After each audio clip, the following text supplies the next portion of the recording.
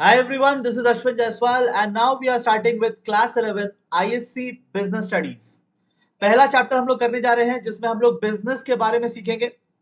ठीक है। और जो भी मैं यहाँ पे दिखा रहा हूँ इसका मैं आप सबको नोट्स भी प्रोवाइड करूंगा। ठीक है। आप मेरे ऐप के फ्री स्टडी मटेरियल सेक्शन में जाके आप इस चैप्टर के नोट्स को एक्सेस कर सकते हैं। Go to the app Ashwin commerce world और इस ऐप के फ्री स्टडी मटेरियल सेक्शन में आपको ये पूरे के पूरे चैप्टर का नोट्स मिल जाएगा। इसको डाउनलोड करके प्रिंट करा लेना, आपके स्कूल बुक से ही बनाया गया है। जब आप ये सारे टॉपिक्स पढ़ोगे उसके बाद आप अपने स्कूल बुक को देखोगे, आपको सब वहां पे कॉमन मिलेगा। ठीक है। चैप्टर बड़ा है इसीलिए हम लोग इस चैप्टर को 3 सिंपल पार्ट्स में करने वाले हैं जिससे कि हमारी अंडरस्टैंडिंग बनी रहे। ठीक है। अगर आपको वीडियो पसंद आएगा, अगर आपको नोट्स पसंद आएंगे तो इसे जरूर शेयर कीजिएगा अपने क्लासमेट्स के साथ। राइट, चलो हम लोग शुरू करते हैं अपने सिलेबस को, चैप्टर की जर्नी को शुरू करते हैं। तो इस चैप्टर में हम लोग बिजनेस के बारे में सीखने जा रहे हैं। तो सबसे पहली बात, बिजनेस क्या होता है, मैं कीवर्ड्स हाईलाइट करते जाऊंगा। ठीक है, ये नोट्स आपके पास भी होंगे, गेट द नोट्स। एंड उसके बाद हम लोग इसको कीवर्ड्स को हाईलाइट करते चलते हैं। देखो, पुराने जमाने में बिजनेस का मतलब होता था बीइंग बिजी। ठीक है, पुराने जमाने में बिजनेस का मतलब होता था बीइंग बिजी। आज के डेट में इसका कोई रेलेवेंस नहीं है। आज के डेट में बिजनेस का क्या मतलब है? आज के डेट में बिजनेस एक इकोनॉमिक एक्टिविटी है। बिजनेस हर वो इकोनॉमिक एक्टिविटी है जिसमें आप हो सकता है प्रोडक्शन करते हैं, गुड्स को बनाने का काम करते हैं। हो सकता है आप डिस्ट्रीब्यूशन करते हो, गुड्स को एक जगह से दूसरी जगह ले जाने में ट्रांसपोर्टेशन, वेयर हाउसिंग, वो सब भी बिजनेस है। और third, trading and exchange of goods, मतलब सेलिंग द गुड्स, जो होलसेलर्स रिटेलर्स जो करते हैं। तो ये सारी की सारी चीज, गुड्स बनाने से लेकर के गुड्स के ट्रांसपोर्टेशन से लेकर के गुड्स को बेचने तक, हर चीज बिजनेस है।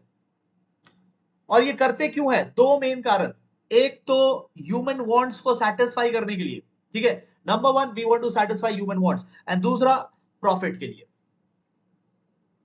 तो ये है बिजनेस का क्लियर कट डेफिनेशन। बिजनेस वो इकोनॉमिक एक्टिविटी है जिसमें प्रोडक्शन होगा, जिसमें डिस्ट्रीब्यूशन होगा, जिसमें सेलिंग या एक्सचेंज ऑफ गुड्स होगा। ये करते हैं ह्यूमन वांट्स को सेटिस्फाई करने के लिए और प्रॉफिट कमाने के लिए। ठीक है, तो ये बिजनेस का मीनिंग हो गया। अच्छा, फिर आप अपने बुक देखोगे तो बुक में human wants and economic activities के बारे में कुछ कहा गया है। देखो, हमारा जो ह्यूमन वांट्स है, ये आप अपने इकोनॉमिक्स में भी पढ़ोगे, हमारे जो ह्यूमन वांट्स है वो अनलिमिटेड है और डाइवर्स है। डाइवर्स मतलब बहुत तरीकों की है। ठीक है, it is not restricted, it is diverse in nature, मतलब हमारे वांट्स तरह तरह की होती है। खाने में अलग टाइप के वांट्स होते हैं, कपड़ों में अलग टाइप के वांट्स होते हैं, लिविंग लाइफस्टाइल में अलग टाइप के वांट्स होते हैं। तो हमारी वांट्स पहली बात तो अनलिमिटेड है और वो भी बहुत वैरायटी की है। ठीक है, और इस वांट्स को क्या होना चाहिए? सेटिस्फैक्शन। इस वांट्स का हमें सेटिस्फैक्शन चाहिए, हमें चाहिए उस वांट का फुलफिलमेंट। तो वो फुलफिलमेंट होगा कैसे? इकोनॉमिक एक्टिविटीज के थ्रू। ठीक है, तो इकोनॉमिक एक्टिविटीज के थ्रू, तो बेसिकली वांट ही वो बेसिस है जिसके बेसिस पे हम लोग इकोनॉमिक एक्टिविटी करते हैं।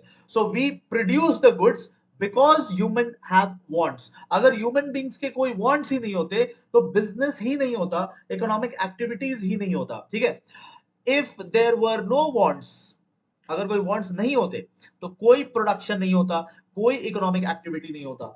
बैठे रहो सब, किसी किसी के कोई ड्रीम्स ही नहीं है, किसी के कोई डिजायर्स ही नहीं है, किसी के कोई वांट्स ही नहीं है, बैठे रहो। समझ गए? तो ये था आपका चैप्टर का इंट्रोडक्शन जिसमें हमने बिजनेस का मतलब समझा और हमने ये भी समझा कि बिजनेस करते हैं क्योंकि ह्यूमन बींग्स के वांट है जिसको सेटिस्फाई करना है। समझ गए? ओके। अब देखो, इकोनॉमिक एक्टिविटी कितने टाइप के होते हैं।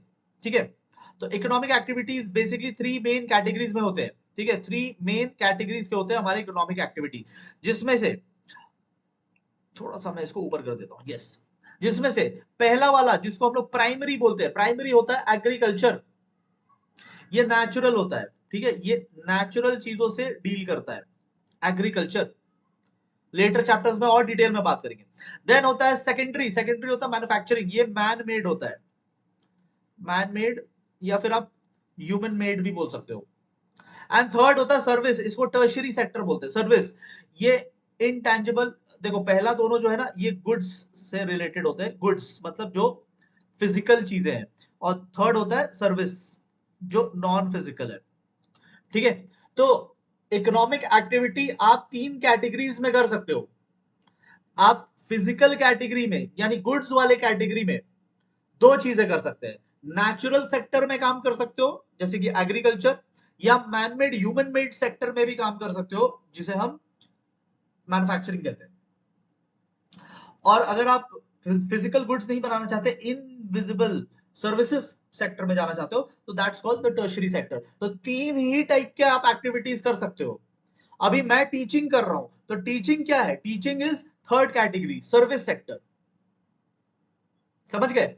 अभी यहाँ पे एक पानी का बॉटल रखा है, ठीक है, तो ये बॉटल किसी कंपनी ने बनाया है, इसका मैन्युफैक्चरिंग हुआ है, some company has manufactured this, तो ये सेकंड कैटेगरी में जाता है, secondary sector which is manufacturing. आज आपने खाना खाया, वो खाना कहां से आया था? एग्रीकल्चर के थ्रू आया था, प्राइमरी सेक्टर। तीन ही सेक्टर हो सकते हैं, इकोनॉमिक एक्टिविटी तीन ही कैटेगरी में हो सकती है, दुनिया के जितने भी काम हैं इन तीन कैटेगरी में ही आएंगे। समझ गए? अच्छा, इंपॉर्टेंट डेफिनेशन ऑफ बिजनेस आप चाहो तो यहां से कर सकते हो, या फिर जो मैंने शुरू में आपको बिजनेस का पार्ट पढ़ाया था आप वहां से भी कर सकते हो। ये डेफिनेशन बहुत सिंपल है, ठीक है।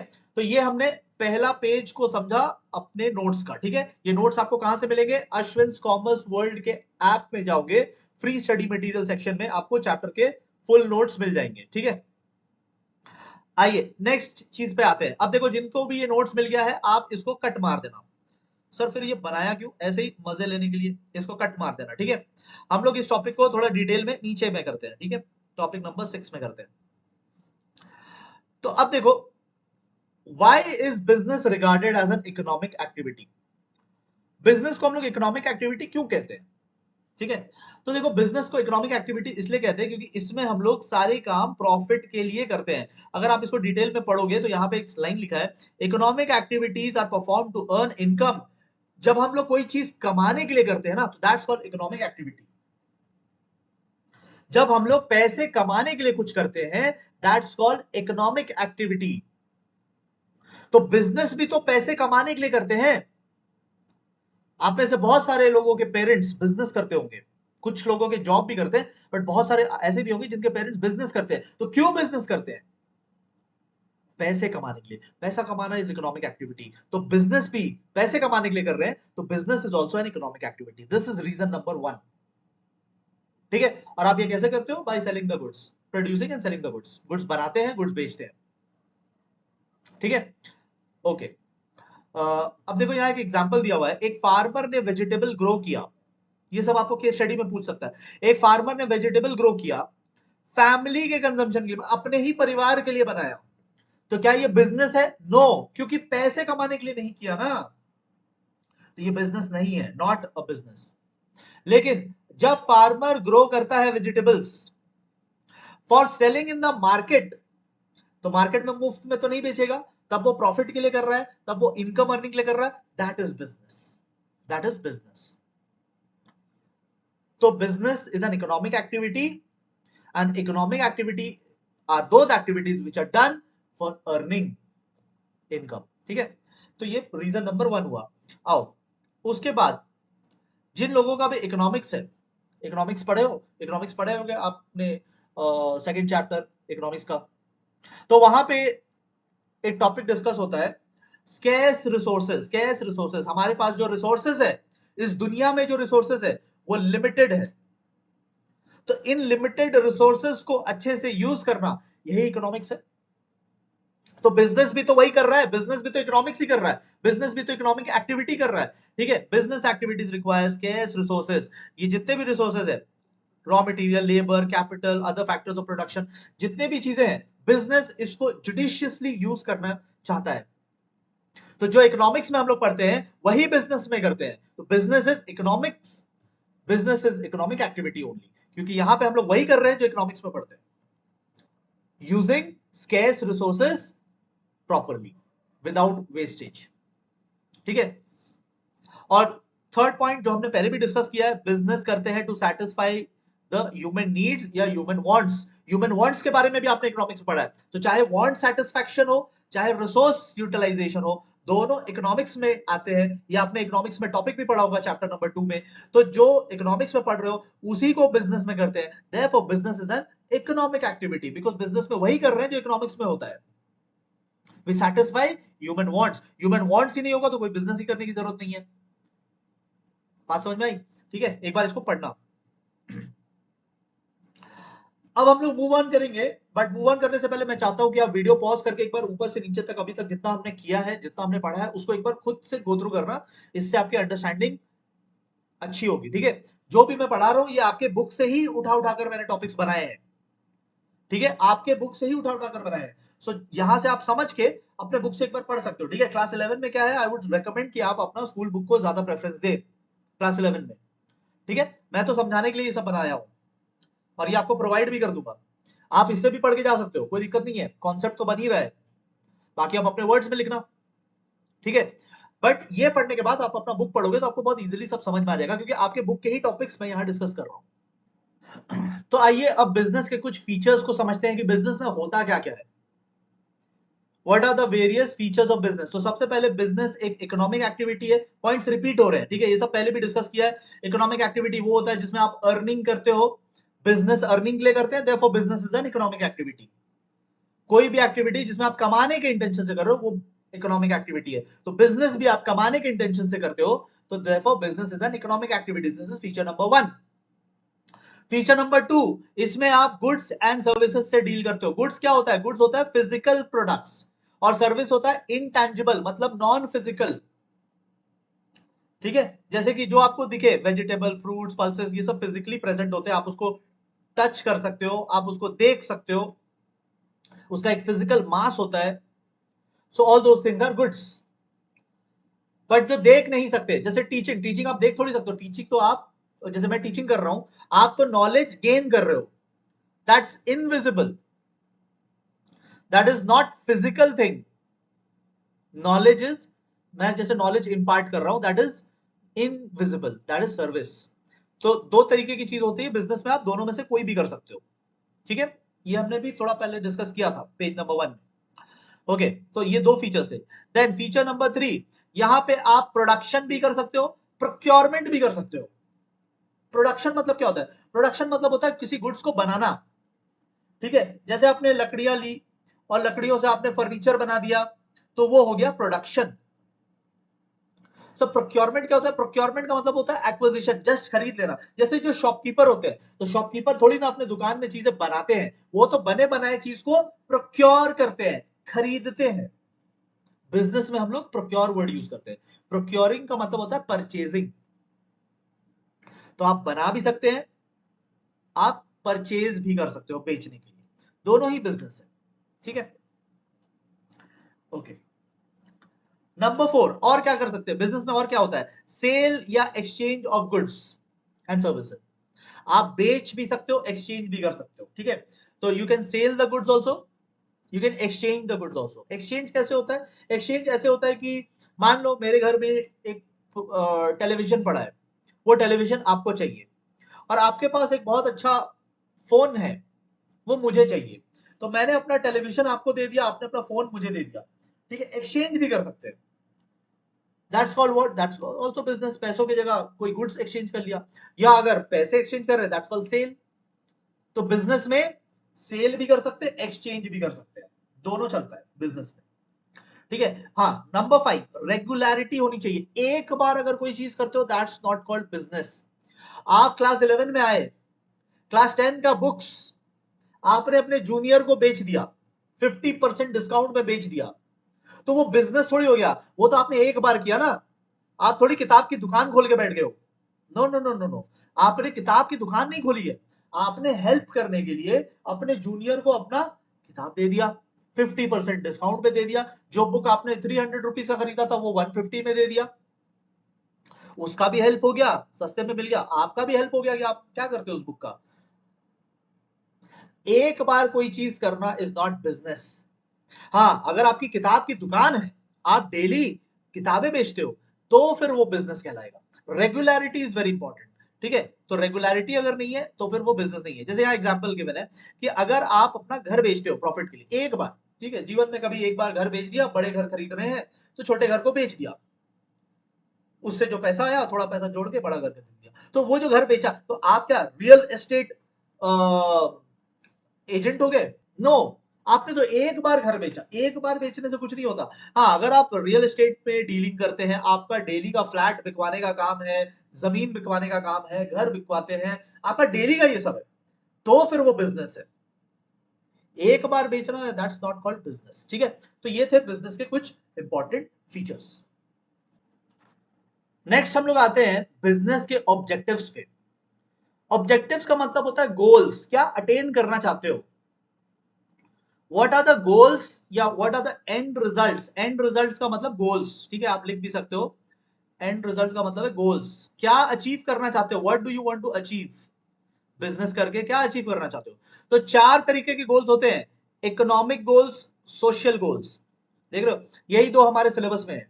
बाकी और भी होते हैं, ह्यूमन गोल्स, नेशनल गोल्स, हमारे सिलेबस का पार्ट नहीं है। तो हमारे सिलेबस में अगर आप सिलेबस पढ़ोगे तो उसमें सिर्फ इकोनॉमिक एंड सोशल बोला है। वैसे चार होते हैं बट हमारे सिलेबस में दो ही दिया है।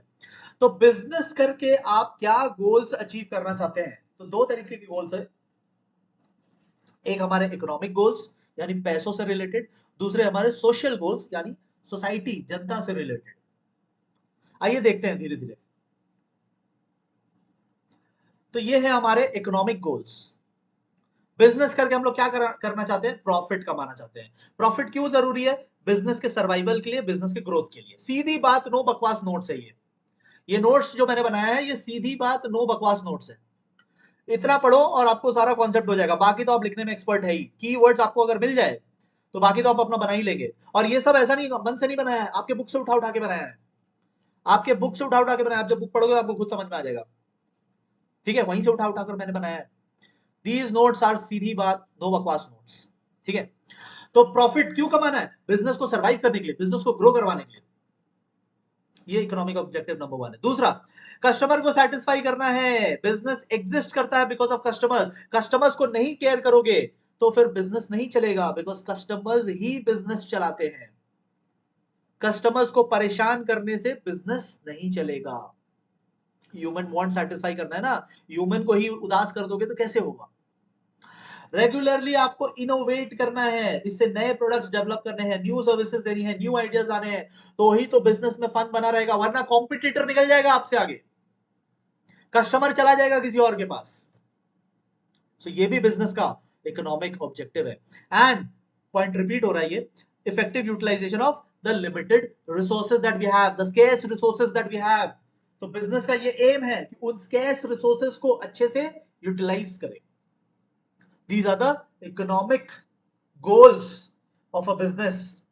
प्रॉफिट कमाना, कस्टमर्स को खुश रखना, इनोवेट करते रहना, वरना कॉम्पिटिटर आ जाएगा, एंड रिसोर्सेज जितने हैं उसको अच्छे से यूज करना। These are the economic goals of a business, these are the economic targets of a business.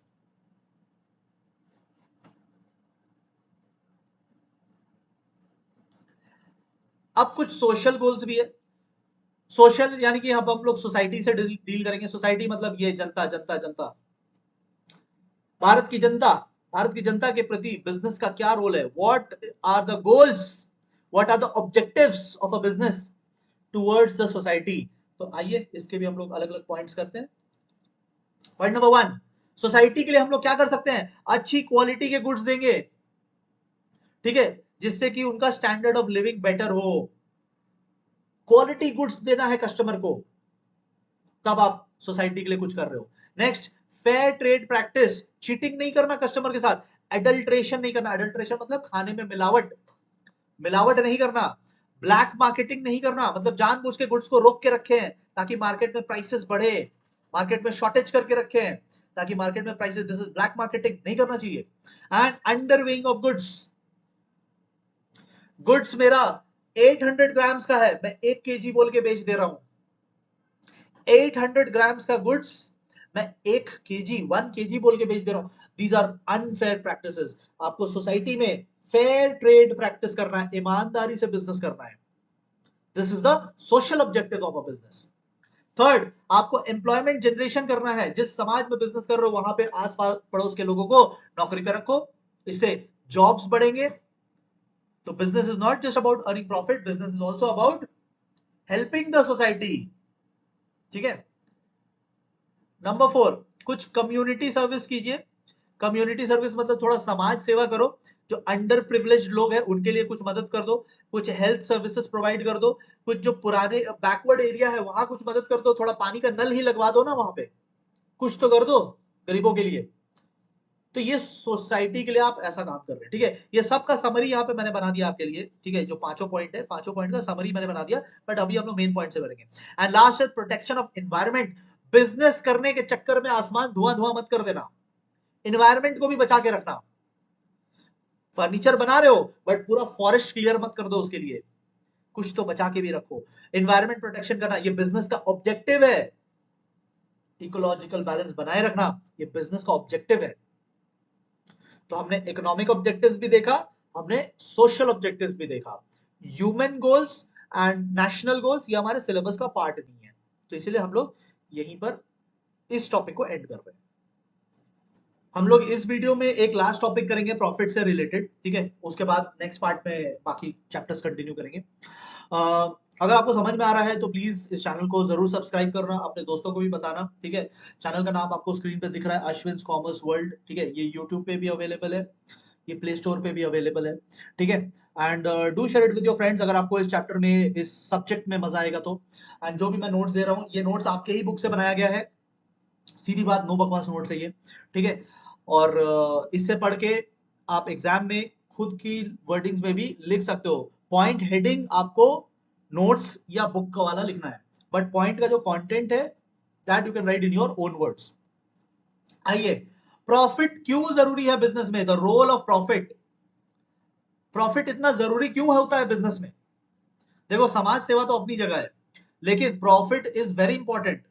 And why it is important वो हम लोग देखने जा रहे हैं। ये टॉपिक आपको ऐसे भी पूछ सकता है, इंपॉर्टेंस ऑफ प्रॉफिट, ऐसे भी पूछ सकता है कि what are the various importance, या व्हाई इज प्रॉफिट इंपॉर्टेंट, वैसे भी पूछ सकता है। रोल बोल के भी पूछ सकता है, इंपॉर्टेंस बोल के भी पूछ सकता है। क्यों जरूरी है, देखो, प्रॉफिट मोटिवेट करता है एंटरप्रेन्योर्स को। एंटरप्रेन्योर नहीं होता, एंटरप्रेन्योर्स होता है, ठीक है। प्रोनाउंसिएशन इज ओ से प्रोनाउंसिएशन, लिखते ई है बट बोलते ओ है, एंटरप्रेन्योर्स, ठीक है। कुछ बच्चे तो एंटरपनीर बोलते हैं इसको, मैंने सुना है, कुछ तो इसको एंटरपनीर बोल देते हैं। एंटरपनीर एंटरपनीर नहीं है, एंटरप्रेन्योर्स है, ठीक है। एंटरप्रेन्योर्स मतलब बिजनेसमैन। तो बिजनेसमैन को मोटिवेट करता है बिजनेस स्टार्ट करने के लिए, बिजनेस रन करने के लिए। प्रॉफिट होगा तो बिजनेस करने में मजा आता है, लॉस होगा तो टेंशन हो जाता है, फिर सोचते हैं यार बंद कर दे क्या। तो इंसेंटिव है, मोटिवेशन है बिजनेस करने का। नंबर 2, प्रॉफिट होगा तो ही आप सरवाइव करोगे, आप अपने स्टाफ को सैलरी दे पाओगे, गवर्नमेंट को टैक्सेस दे पाओगे। प्रॉफिट नहीं होगा तो फिर बिजनेस बंद करना पड़ सकता है, ठीक है। तो आपके सर्वाइवल के लिए इंपॉर्टेंट है। प्रॉफिट होगा तो ही फिर आप नेक्स्ट लेवल पे जा पाओगे, यू कैन ग्रो। आज एक फैक्ट्री है, 5 साल बाद 2 फैक्ट्री होगी, 10 years बाद 5 फैक्ट्रीज होंगे। तो वो कब होंगे, प्रॉफिट होगा तभी तो होंगे, लॉस में थोड़ी ना होगा, लॉस में तो जो है वो भी बंद हो जाएगा। So profit is important for growth also. Then profit से आपकी एफिशिएंसी मेजर होती है, जैसे स्टूडेंट का मार्क्स होता है वैसे बिजनेस का प्रॉफिट होता है। जैसे मार्क्स से पता चलता है स्टूडेंट ने कितनी पढ़ाई की थी, वैसे प्रॉफिट से पता चलता है कि बिजनेस वाले कितने अच्छे से बिजनेस कर पा रहे हैं। It measures the efficiency of a business. Higher profit होगा मतलब हायर एफिशिएंसी है, लॉस में चले गए मतलब एफिशिएंसी नहीं थी। और प्रेस्टीज का भी बात है, प्रॉफिट होगा तो लोग अच्छा मानेंगे, लॉस में जाओगे तो फिर मीडिया में बदनामी होगी, अड़ोस पड़ोस में बदनामी होगी, स्टाफ छोड़ के चले जाएंगे, कोई आपसे बिजनेस करना नहीं चाहेगा। तो प्रेस्टीज की भी बात हो जाती है, रेस्पेक्ट की भी बात हो जाती है। तो that is why profit is important. 5 point करते हुए चलना, ठीक है। अब जो टॉपिक आ रहा है, क्या प्रॉफिट सोल ऑब्जेक्टिव है बिजनेस का, is it the only objective?